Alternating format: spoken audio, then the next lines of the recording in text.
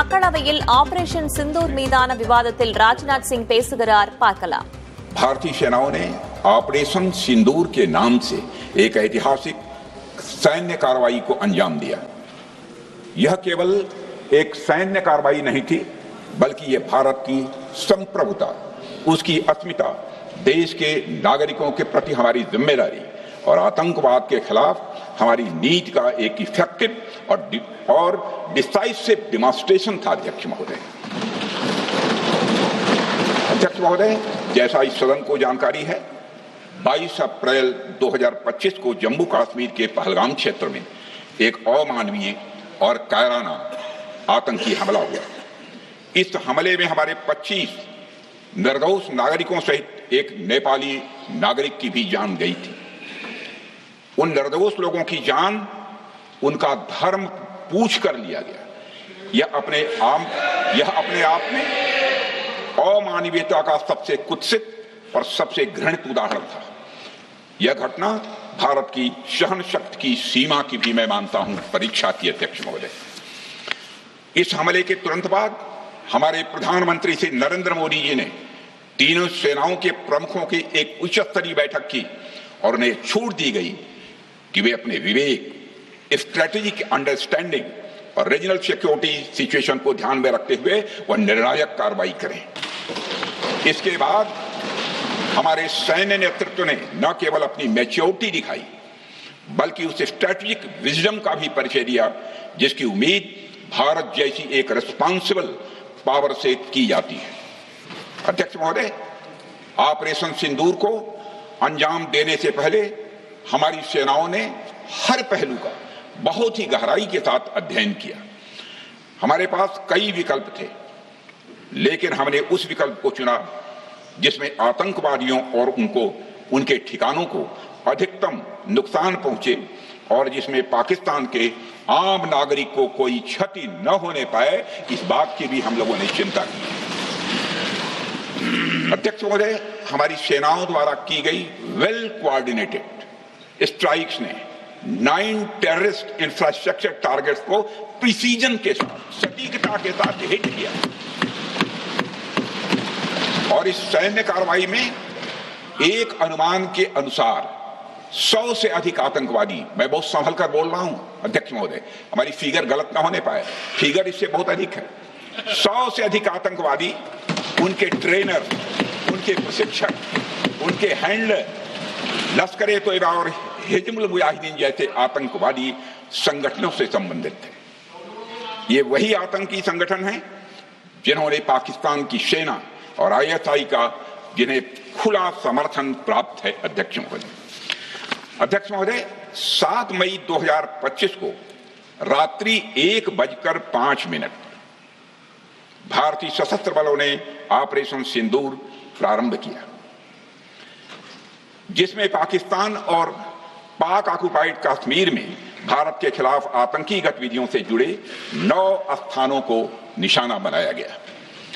इसमें POK के मुजफ्फराबाद में सवाई नाला और सैयदना बिलाल कैंप, कोटली में मस्जिद अब्बास व मसबर रहील शाहिद कैंप, कोटली में गुलपुर कैंप, भिम्बर में बरनाला कैंप, कोटली में अब्बास कैंप और पाकिस्तान के पंजाब प्रांत में बहावलपुर, मुहिदके और सरजाल और मेहमुना जोया शामिल थे। इनमें से 7 आतंकी शिविरों को भारतीय सेना ने पूरी तरह से नष्ट कर दिया था,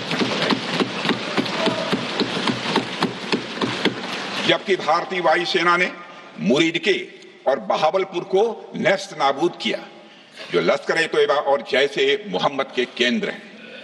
पूरा ऑपरेशन मात्र, अध्यक्ष महोदय, जानकर पूरे सदन को प्रसन्नता होगी कि विदिन 22 मिनट्स पूरा ऑपरेशन समाप्त हो गया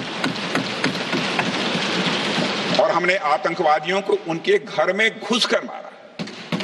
सशस्त्र बलों ने हमारी माताओं और बहनों के सिंदूर का बदला लिया और प्रत्येक भारतीय इस भावना से ओतप्रोत हो गया। अध्यक्ष महोदय, मैं चाहूंगा कि पूरा सदन एक बार हमारे सेना के बहादुर जवानों के शौर्य और पराक्रम का। अध्यक्ष महोदय, यह सिंदूर की लाली शौर्य की कहानी है। यह सिंदूर की लाली शौर्य की कहानी है, भारत के मस्तक पर वीरता की निशानी है। अध्यक्ष महोदय, सेनाओं ने अंधेरी रात होने के बावजूद हमले की सफलता के स्पष्ट एविडेंस भी जुटाए हैं, साक्ष्य है हमारे पास। अध्यक्ष महोदय, हमले के कुछ ही घंटों के भीतर एक प्रेस रिलीज और मीडिया ब्रीफिंग के माध्यम से इन्हें जनता की जानकारी के लिए जारी कर दिया गया था। मुझे यह पुष्टि करते हुए गौरव की अनुभूति हो रही है कि सशस्त्र बल अपने सभी मिशन ऑब्जेक्टिव्स को पूरा करने में पूरी तरह से सक्षम रहे और साथ ही कामयाब रहे। अध्यक्ष महोदय, 7 मई 2025 को हमले माने 1:35 के तुरंत बाद भारतीय डीजीएमओ ने हॉटलाइन संदेश के माध्यम से पाकिस्तान के डीजीएमओ यानी डायरेक्टर जनरल मिलिट्री ऑपरेशन से संपर्क किया और टेरर इंफ्रास्ट्रक्चर के खिलाफ हमारे हमले के रेशनल और मेथोडोलॉजी के बारे में पूरी जानकारी दी और यह तथ्य भी बताया ये हमले एस्केलेटरी नेचर वाले नहीं थे, माने इसको हम आगे नहीं बढ़ाना चाहते। जिन मुहि मारा तीन मुहि मारे। अध्यक्ष महोदय, इस प्रकार प्रभु हनुमान ने लंका में अपनी रणनीति बनाई थी, उसी प्रकार हमने भी उन्हीं को निशाना बनाया जिन्होंने हमें नुकसान पहुंचाया था। हालांकि पाकिस्तान ने इस रेशनल को समझने से इनकार कर दिया और अगले कुछ दिनों तक सिविलियन और सैन्य ठिकानों पर गोलीबारी करके बड़े पैमाने पर सीज फायर वायलेशन करके स्थिति को एस्केलेट करने की उसने कोशिश की। अध्यक्ष महोदय, 7-8 मई 2025 की रात को क्लियरली आइडेंटिफाइड आतंकवाद संबंधी ठिकानों पर हमारे सफल ऑपरेशन के बाद, सफल हमले के बाद पाकिस्तान ने स्थिति को एस्केलेट कर दिया और अनमैन्ड एरियल सिस्टम और अन्य साधनों का उपयोग करके भारतीय वायुसेना के बेसेस, भारतीय वायुसेना के सेंसर्स और सेना के फॉर्मेशन हेडक्वार्टर से लेकर ब्रिगेडों तक पर भी उसने हमला कर दिया। हालांकि हमारी इंटीग्रेटेड एयर डिफेंस ग्रिड और काउंटर यूएस ग्रिड ने इन हमलों को सफलतापूर्वक विफल कर दिया। अध्यक्ष महोदय, यस 400 यमारसैन आकाश मिसाइल सिस्टम और एयर डिफेंस गन्स बहुत प्रभावी साबित हुई हैं। अध्यक्ष महोदय, इस एस्केलेशन पर हमारा जवाबी हमला स्विफ्ट, प्रोपोर्शनेट और नबातुला था। अध्यक्ष महोदय, जिसमें 8 मई 2025 को केवल चुनिंदा पाकिस्तानी एयर डिफेंस सिस्टम और सेंसर नेटवर्क को प्रिसीजन गाइडेड मिशन द्वारा म्यूनिशंस द्वारा जो है टारगेट किया गया। अध्यक्ष महोदय, हमारी कार्रवाई पूरी तरह से सेल्फ डिफेंस में थी, न तो वह प्रोवोकेटिव थी और न तो एक्सपेंशनिस्ट थी। पाक द्वारा ये हमले 7 मई 25 से लगातार चले और 10 मई 2025 को रात लगभग 1:30 पर पाकिस्तान ने बड़े पैमाने पर भारत के ऊपर मिसाइल, ड्रोन, रॉकेट और अन्य लॉन्ग रेंज वेपन्स का इस्तेमाल किया। इसके साथ साथ उन्होंने इलेक्ट्रॉनिक वॉरफेयर से जुड़ी टेक्नोलॉजीज का भी सहारा लिया। अध्यक्ष महोदय, उनके निशाने पर हमारे भारतीय वायुसेना के अड्डे, थल सेना के एम्यूनिशन डिपोज, हवाई अड्डे और मिलिट्री कैंट थे। अध्यक्ष महोदय, यह कहते हुए मुझे गौरव की अनुभूति हो रही है कि हमारे air defence system, counter drone system और इलेक्ट्रॉनिक इक्विपमेंट्स ने पाकिस्तान के इस हमले को पूरी तरह से नाकाम कर दिया। पाकिस्तान हमारे किसी भी टारगेट को हिट नहीं कर पाया। अध्यक्ष महोदय, और हमारे किसी भी इंपॉर्टेंट एसेट को नुकसान नहीं हुआ है। हमारी सुरक्षा व्यवस्था अध्यक्ष महोदय चाक चौबंद थी और हर हमले को हम लोग रोका गया। मैं इसके लिए भारतीय सेना के बहादुर सैनिकों की जमकर सराहना करता हूं, जिन्होंने दुश्मन के हर मंसूबे पर पानी फेर दिया। और अपने प्रतिपक्ष के मित्रों से भी कहना चाहता हूं, एक बार फिर से भारत के सेना के जवानों का कम से कम मेज थपथपाकर उनका अभिनंदन करते हैं। बहुत बहुत धन्यवाद। बहुत बहुत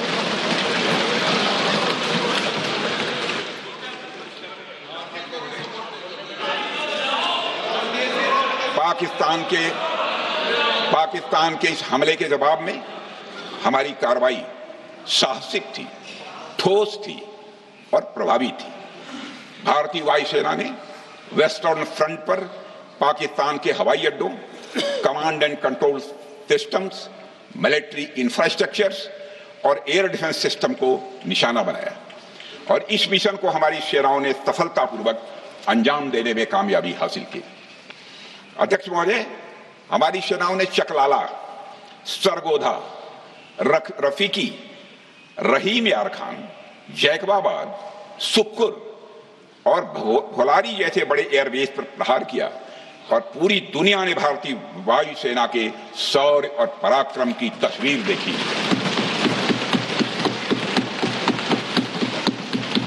अध्यक्ष महोदय, ऑपरेशन सिंदूर ट्राई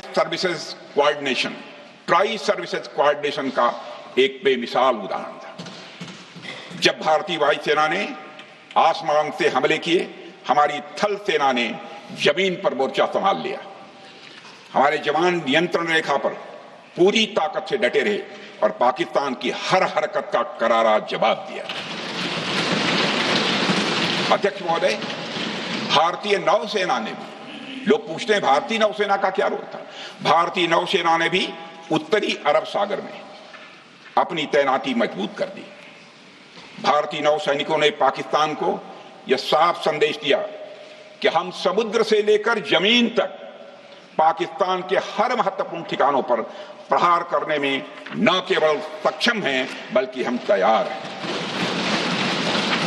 अध्यक्ष महोदय, इस ऑपरेशन का मकसद टेररिस्ट कैंप्स और उनके सपोर्टर्स को टारगेट करना, उन्हें नेस्त नाबूद करना था और यह साफ संदेश देना था कि भारत आतंकवाद के विरुद्ध जीरो टॉलरेंस रखता है। भारत ने कार्रवाई इसलिए रोकी क्योंकि कॉन्फ्लिक्ट के पहले और उसके दौरान जो भी पॉलिटिकल और मिलिट्री ऑब्जेक्टिव्स तय किए गए थे उसे हम पूरी तरह से हासिल कर चुके थे।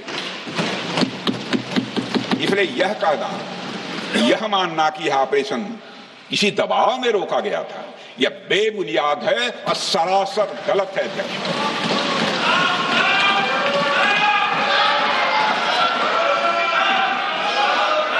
मैं सदन को फिर से आश्वस्त करना चाहता हूं, आपने राजनीतिक जीवन में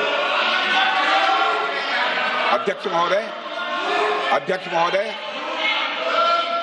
मैं आपके माध्यम से सदन को आश्वस्त करना चाहता हूं, अपने राजनीतिक जीवन में जानबूझकर कभी भी असत्य न बोलूं, इसकी भरपूर कोशिश की है मैंने, चाहे सदन हो अथवा सदन के बाहर। अध्यक्ष महोदय, मैं आपके माध्यम से सदन को यह भी अवगत कराना चाहता हूं,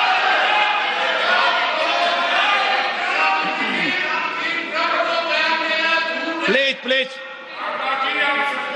बैठिए। आप क्यों खड़े? अध्यक्ष महोदय, मैं आपके माध्यम से सदन को यह भी अवगत कराना चाहूंगा कि सीमा पार करना या वहां की टेरिटरी कैप्चर करना इस ऑपरेशन का उद्देश्य नहीं था।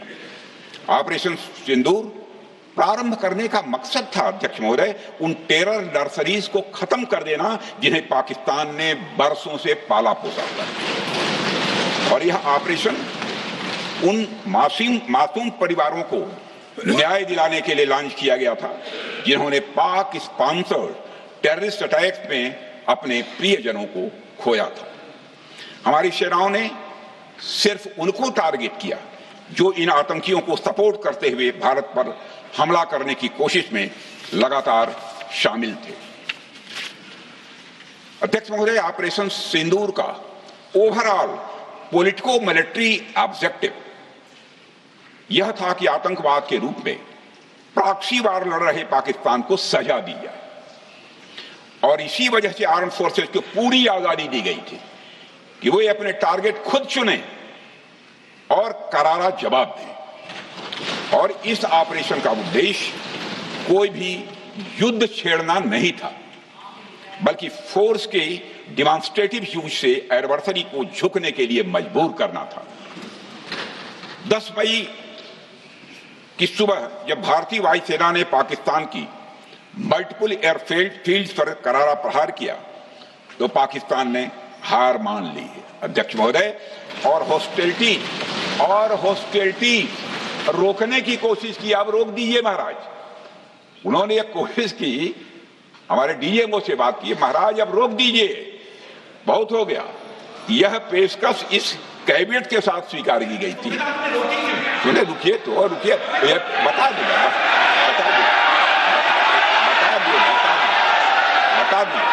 अब बैठ तो आपको मौका मिलेगा। यह क्यों रुका, इसका पहले ही मैं पूरी तरह से वर्णन कर चुका हूं अध्यक्ष महोदय। मैं नेता प्रतिपक्ष को बहुत सम्मान के साथ कहना चाहता हूं कि कृपया एक बार मेरा पूरा भाषण पूछ लें। आपको प्रश्न पूछने की पूरी आजादी है, आप पूछ सकते हैं, मैं उसका उत्तर दूंगा। अध्यक्ष महोदय, 10 मई की सुबह जब भारतीय वायुसेना ने पाकिस्तान की मल्टीपल एयरफील्ड्स पर करारा प्रहार किया तो पाकिस्तान ने हार मान ली और हॉस्टिलिटी रोकने की उन्होंने पेशकश की। यह पेशकश इस कैबिनेट के साथ स्वीकार की गई हम लोगों के द्वारा कि यह ऑपरेशन केवल पाज किया गया है, स्थगित किया गया है। यह ऑपरेशन समाप्त नहीं हुआ है अध्यक्ष महोदय। अगर पाकिस्तान की ओर से भविष्य में कोई भी मिस एडवेंचर हुआ तो यह ऑपरेशन अध्यक्ष महोदय, मैं सदन को आश्वस्त करना चाहता हूं, दोबारा प्रारंभ हो।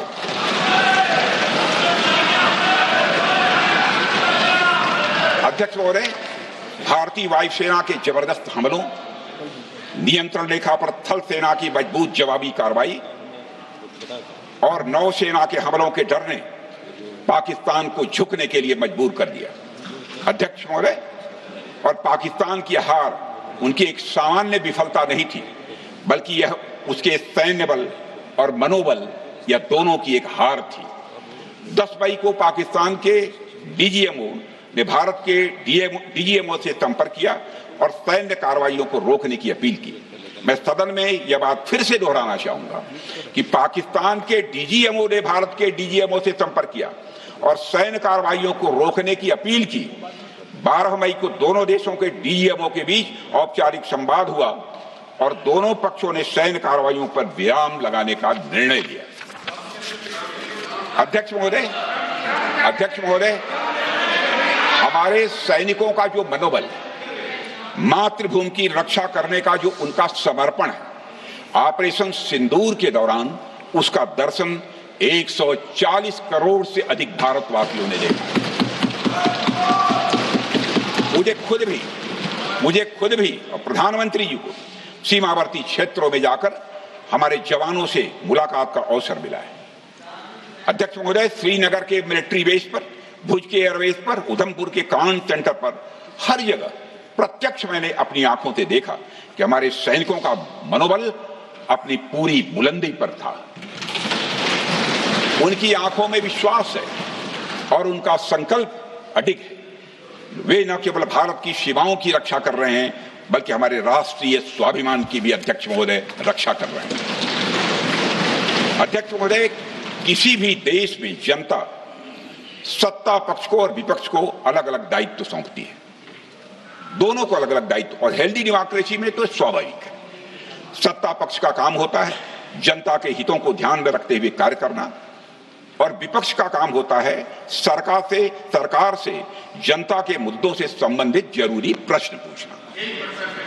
ऑपरेशन सिंदूर क्यों शुरू किया गया, इसकी जानकारी पहले भी दी गई है और आज भी मैंने सदन को दी है। अध्यक्ष महोदय, कभी कभी हमारे प्रतिपक्ष के लोग ये पूछते रहे हैं कि हमारे कितने विमान गिरे। मुझे लगता है उनका यह प्रश्न हमारी राष्ट्रीय जनभावनाओं का सही से प्रतिनिधित्व नहीं कर रहा है। मुझे लगता है उन्होंने एक बार भी हमसे यह नहीं पूछा कि हमारी सेनाओं ने दुश्मन के कितने विमान मारे गिराए।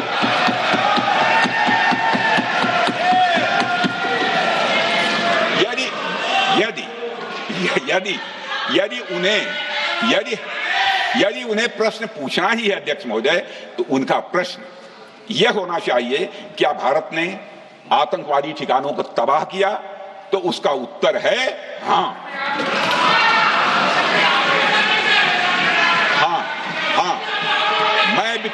मैं विपक्ष के सम्मानित साथियों से कहना चाहता हूं कि आपको प्रश्न पूछना है तो यह प्रश्न पूछिए, क्या ऑपरेशन सिंदूर सफल रहा?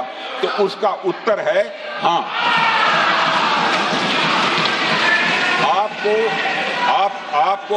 आपको प्रश्न पूछना है तो यह प्रश्न पूछिए कि जिन आतंकियों ने हमारी बहनों, हमारी बेटियों का सिंदूर मिटाया, क्या हमारी सेनाओं ने ऑपरेशन सिंदूर में उन आतंकियों के आकाओं को मिटाया? तो इसका उत्तर है हां। और आपको प्रश्न पूछना है तो यह पूछिए कि इस ऑपरेशन में क्या हमारे जाबाज सैनिकों को कोई क्षति हुई है? तो उसका उत्तर है नहीं। अध्यक्ष महोदय, लक्ष्य जब बड़े हो तो अपेक्षाकृत छोटे मुद्दों पर हमारा ध्यान नहीं जाना चाहिए। लक्ष्य बड़े हो तो छोटे मुद्दों पर, अपेक्षाकृत जो छोटे मुद्दे होते हैं कंपैरेटिवली, उन पर ध्यान नहीं जाना चाहिए, क्योंकि छोटे मुद्दों पर ही ध्यान देते रहने से देश की सुरक्षा और सैनिकों के सम्मान और उत्साह जैसे बड़े मुद्दों से ध्यान हट सकता है, जैसा कि विपक्ष के हमारे कुछ साथियों के साथ हो रहा है। अब चूंकि विपक्ष के मित्र ऑपरेशन सिंदूर को लेकर उचित प्रश्न नहीं पूछ पा रहे हैं, तो उन्हें मैं क्या बताऊं अध्यक्ष महोदय। मैं लगभग 4 डिकेड से अधिक समय से राजनीति में, सत्ता पक्ष हो या विपक्ष हो, अपनी पार्टी हो या दूसरी पार्टी हो, कभी भी किसी के साथ दलगत राजनीति को मैंने शत्रुतापूर्ण तरीके से जिंदगी में नहीं देखा है मैंने अध्यक्ष महोदय। इसलिए आज अगर विपक्ष प्रश्न पूछने में असफल है, मैं विपक्ष को उनके इस काम में थोड़ी सी मदद करना चाहता हूं। अध्यक्ष महोदय, मैं विपक्ष के अपने सम्मानित साथियों से कहना चाहता हूं कि यदि आज हम लोग सत्ता पक्ष में हैं तो ऐसा नहीं है कि हम हमेशा सत्ता पक्ष में ही रहेंगे। यह आवश्यक नहीं है, किसी के लिए आवश्यक नहीं। एक लंबा समय हमने विपक्ष का काम किया है, एक लंबा समय हमने सरकारों से सवाल पूछने में लगाया है। जनता ने जब हमें विपक्ष में रहने का दायित्व सौंपा था तो हमने विपक्ष में रहकर विपक्ष की भूमिका को बड़े ही सकारात्मक तरीके से निभाया भी। अध्यक्ष महोदय, विपक्ष में रहकर हमने कैसे प्रश्न पूछे, इसके कुछ उदाहरण मैं यहां रखना चाहता हूं। 1962 में अध्यक्ष महोदय, चीन के साथ हुए युद्ध में जब दुखद परिणाम आया तो हमने उस समय की सरकार से यह पूछे थे, लेकिन वह प्रश्न यह था कि हमारे देश की धरती पर दूसरे देश का कब्जा कैसे हुआ। हमने यह प्रश्न पूछा था कि हमारी सेना और हमारी जनता अपमानित क्यों हुई। हमने यह प्रश्न पूछा था कि बड़ी संख्या में हमारे सैनिक हताहत कैसे हुए। हमने यह प्रश्न नहीं पूछा कि हमारे टैंक, हमारी मशीनें, हमारी बंदूकें क्यों ध्वस्त हो गई। यह प्रश्न हम लोगों ने नहीं पूछा। मशीनों और तोपों की चिंता न करके अध्यक्ष महोदय, हमने देश की टेरिटरी की चिंता की, हमने देश के सैनिकों की। इसी तरह 71 के युद्ध में, 71 के युद्ध में जब हमने पाकिस्तान को सबक सिखाया, उस समय की सरकार को मैं बधाई देना चाहता हूं। हमने अपने राजनीतिक और सैन्य नेतृत्व की प्रशंसा की। हमने ये नहीं देखा कि किस दल की सरकार है, किस विचारधारा की सरकार है, इसकी चिंता नहीं की कभी। हमारे नेता अटल बिहारी वाजपेयी ने संसद में खड़े होकर उस समय के नेतृत्व की प्रशंसा की थी। हमने इस बात की खुशी जाहिर कि हमने अपने शत्रु को सबक सिखाया। हमने उस दौरान यह प्रश्न नहीं पूछा कि सबक सिखाने के दौरान में भारत के कितने प्लेन्स गिरे, भारत के कितने इक्विपमेंट्स बर्बाद हुए। यह प्रश्न अध्यक्ष महोदय उस समय भी हम लोगों ने नहीं पूछा। अध्यक्ष महोदय, यदि मैं इसे और भी प्रैक्टिकल तरीके से समझाऊं तो किसी भी परीक्षा के परिणाम में रिजल्ट मैटर करता है। यदि किसी परीक्षा में कोई बच्चा अच्छे मार्क्स लेकर आ रहा है तो हमारे लिए उसके मार्क्स मैटर करने चाहिए। हमें इस बात का ध्यान नहीं रखना चाहिए कि एग्जाम के दौरान उसकी पेंसिल टूट गई थी या उसकी पेन खो गई।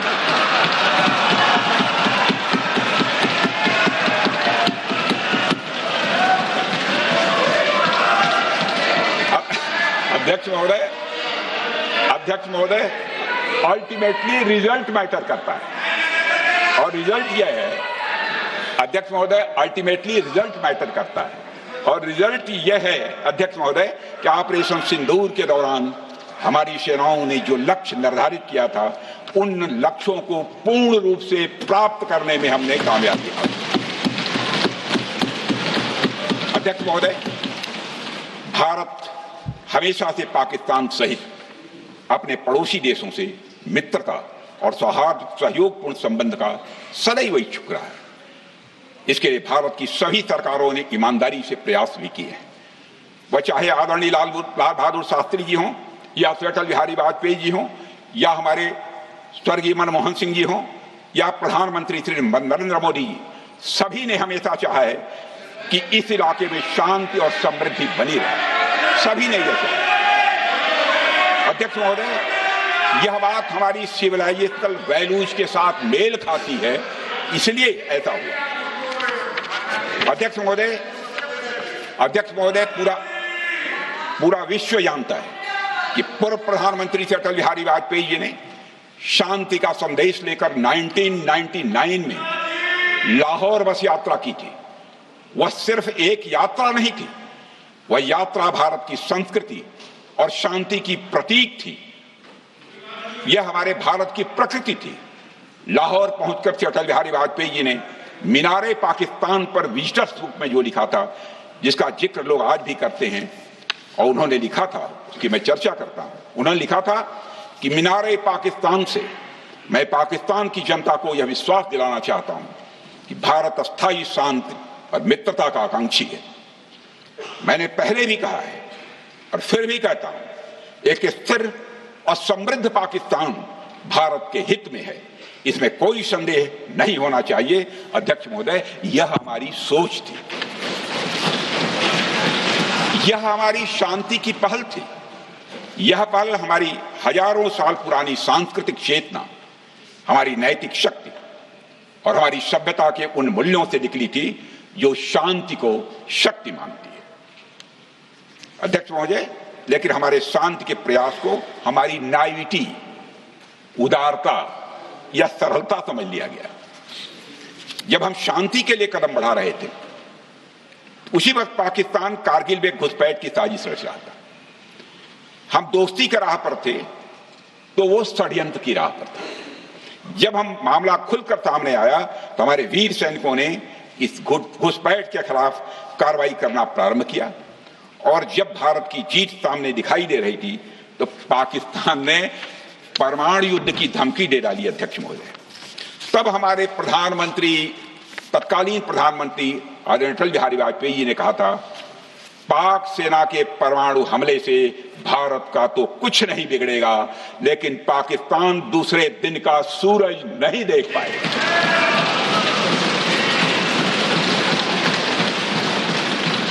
यानी अटल जी जो शांति का पैगाम लेकर गए, वही अटल जी शक्ति का भी परिचय देने में तनिक भी नहीं हिचके। यही है भारत। अध्यक्ष महोदय, यह सामर्थ्य का उद्घोष था। यह एक स्पष्ट संदेश था कि भारत शांति चाहता है, लेकिन अगर कोई हमारी संप्रभुता को चुनौती देगा तो उसका जवाब भी उतनी ही दृढ़ता से दिया जाएगा। अध्यक्ष महोदय, 2015 में जब हमारे प्रधानमंत्री मोदी जी ने लाहौर जाकर नवाज शरीफ से मुलाकात की तो भारत ने फिर से दोस्ती का हाथ बढ़ाया। अध्यक्ष महोदय, हम वाकई में शांति की राह पर चलना चाहते थे, क्योंकि हमारी मूल प्रकृति बुद्ध की है, युद्ध की नहीं है। हमारी सरकार ने भी पाकिस्तान के साथ शांति स्थापित करने के अनेक प्रयत्न किए हैं, लेकिन बाद में हमने 2016 में सर्जिकल स्ट्राइक से, 2019 में बालाकोट में एयर स्ट्राइक से और 2025 के ऑपरेशन सिंदूर से हमने शांति स्थापित करने का दूसरा रास्ता अपनाया है। अध्यक्ष महोदय, अध्यक्ष महोदय, अब हमारे प्रधानमंत्री श्री नरेंद्र मोदी जी और हमारी सरकार का स्टैंड बिल्कुल क्लियर है कि टेररिज्म और टॉक्स ये दोनों साथ नहीं चल सकते, क्योंकि सभ्य मुल्कों के बीच बातचीत होती है अध्यक्ष महोदय, लोकतांत्रिक देशों में बातचीत होती है, पर एक ऐसा देश जिसके वजूद में लोकतंत्र का एक कतरा भी न हो और सिर्फ रिलीजियस फैनेटिसिज्म, टेररिज्म और हेट्रेड अगेंस्ट इंडिया हो, उसके साथ संवाद किसी भी सूरत में नहीं किया जा सकता, क्योंकि टेररिज्म की भाषा जो अध्यक्ष महोदय होती है वह खून, डर और नफरत है, संवाद नहीं। गोलियों की आवाज में संवाद की आवाज दब जाती है, जहां खून बहता है वहां बातचीत की गुंजाइश अध्यक्ष महोदय नहीं बचती। अध्यक्ष महोदय, पाकिस्तान की वर्तमान स्थिति अब जग जाहिर है। जिस देश ने आतंक को अपनी विदेश नीति का औजार बना लिया वह अंततः अपने ही जाल में फंस जाता है। पाकिस्तान की नीति और चरित्र को लेकर कोई भ्रम नहीं रहना चाहिए। यह एक ऐसा देश है जो वैश्विक आतंकवाद की नर्सरी है और उन्होंने इसको अपनी स्टेट पॉलिसी का भी एक आधार बनाया हुआ है। अध्यक्ष महोदय, ऑपरेशन सिंदूर के दौरान पूरी दुनिया ने देखा है कि पाकिस्तान में सरकार आतंकवादियों के लिए स्टेट फ्यूनरल का इंतजाम कर रही है और सैन्य अधिकारी भी आतंकवादियों के जनाजे में भाग लेते हैं। यह वही देश है जो सीमा पर सैनिकों से लड़ने का साहस नहीं जुटा पाता, इसलिए निर्दोष नागरिकों, बच्चों और तीर्थयात्रियों को आतंकवाद का निशाना बनाता है। पाकिस्तान की सेना और आईएसआई आतंकवाद को एक प्रॉक्सी वार के रूप में अध्यक्ष महोदय इस्तेमाल करती हैं और उसके सहारे वे भारत को डिस्टेबलाइज करने का सपना देखती है। अध्यक्ष महोदय, मैं लोकतंत्र के मंदिर में खड़े होकर यह बात कह रहा हूं कि भारत को 1000 कट्स देने का सपना पालने वालों को नींद से जग जाना चाहिए। यह मोदी जी के नेतृत्व वाला नया भारत है जो आतंकवाद के खिलाफ किसी हद तक जा सकता है।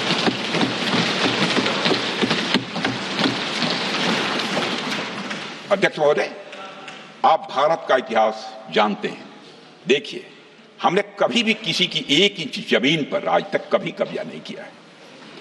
हम यह भी जानते हैं कि युद्ध अपनी बराबरी वालों से करना चाहिए। ऐसा गोस्वामी तुलसीदास जी ने लिखा है और गोस्वामी तुलसीदास जी कहते हैं कि नीति ऐसी ही होनी चाहिए, प्रीति और बैर बराबरी वाले से ही करनी चाहिए। शेर यदि मेढकों को मारे तो उसका बहुत अच्छा संदेश नहीं आता है अध्यक्ष महोदय। और अध्यक्ष महोदय, हमारे देश की सेना शेर है।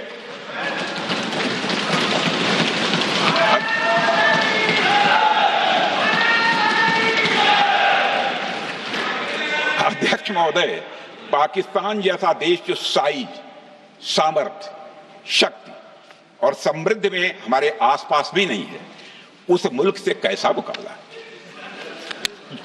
जो मुल्क अपने अस्तित्व के लिए दूसरों पर आश्रित हो, उसके मुकाबले का मतलब है अपना स्तर कम करना।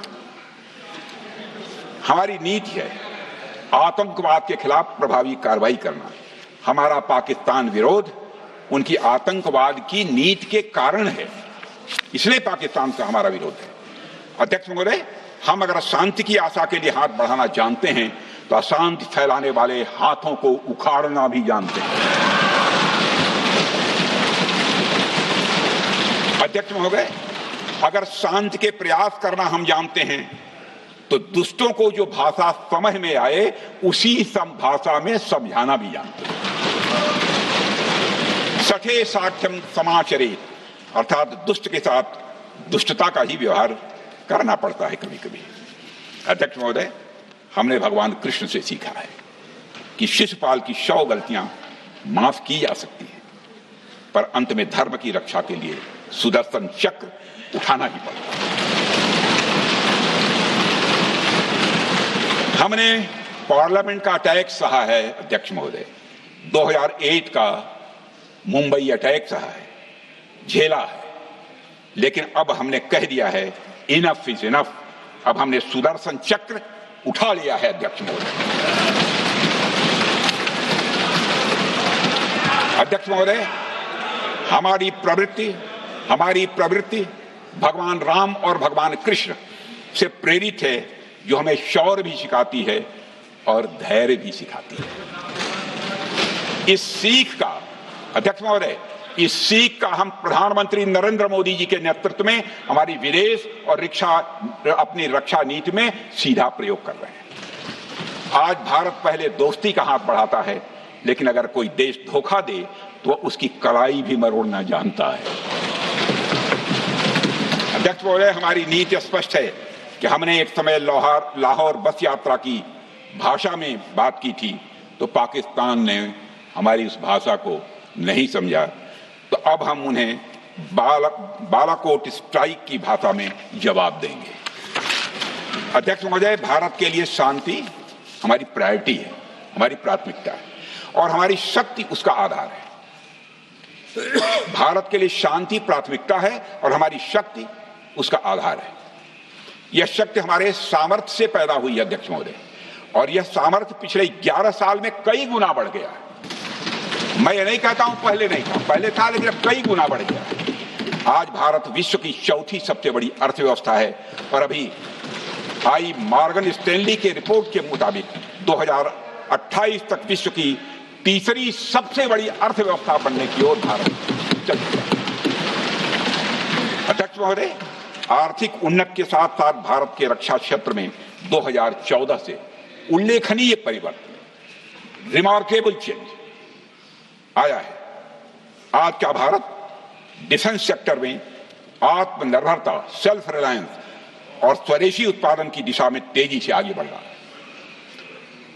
अध्यक्ष महोदय, आज हम हर दृष्टि से समर्थ भी हैं और सक्षम भी हैं। अध्यक्ष महोदय, मैं सदन को यह भी जानकारी देना चाहता हूं, उसके बाद जब प्रश्न पूछा गया हमारे सारे चीफ से, सीडीएफ से, डिफेंस सेक्रेटरी से, क्या ऑपरेशन के लिए तैयार हैं, क्षण भर की देर नहीं लगाई, सबने बोला यस सर। अध्यक्ष महोदय, ऑपरेशन सिंदूर हमारे सामर्थ्य का ही प्रतीक था, जिसमें हमने दिखा दिया कि अगर कोई हमारे नागरिकों को मारेगा तो भारत चुप नहीं बैठेगा। भारत की आत्मरक्षा के लिए हमारा राजनीतिक तंत्र और नेतृत्व बिना किसी दबाव के काम करेगा। हमारी मिसाइल फिजिकल सीमाएं लांघेंगी अध्यक्ष महोदय, और हमारे वीर सैनिक दुश्मन की कमर तोड़ेंगे। अध्यक्ष महोदय, हम आतंकवाद को उसके हर रूप और स्वरूप में पूरी तरह நாடாளுமன்றத்தில் பாதுகாப்புத்துறை அமைச்சர் ராஜ்நாத் சிங் ஆபரேஷன் சிந்தூர் குறித்த விரிவான விளக்கத்தை அளித்து வருகிறார். ஒரு சிறிய இடைவேளைக்கு பிறகு பார்க்கலாம்.